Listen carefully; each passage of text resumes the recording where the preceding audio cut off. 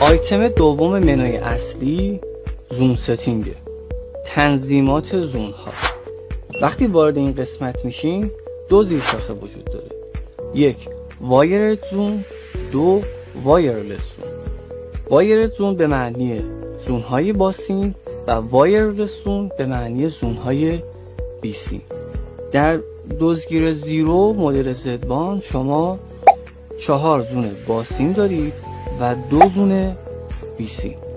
وقتی وارد تنظیمات وایرد زون میشید شما زون 1 2 3 و 4 باسین رو اینجا ملاحظه میکنید.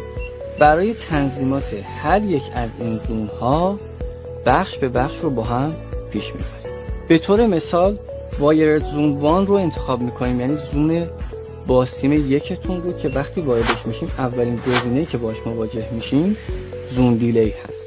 زون دیلی به معنی تأخیری یا فوری بودن حالت زون. وقتی وارد زون دیلی میشیم اولین گزینه‌ای رو که میبینیم ایمیدیت هست، یعنی زون به حالت فوری بودن.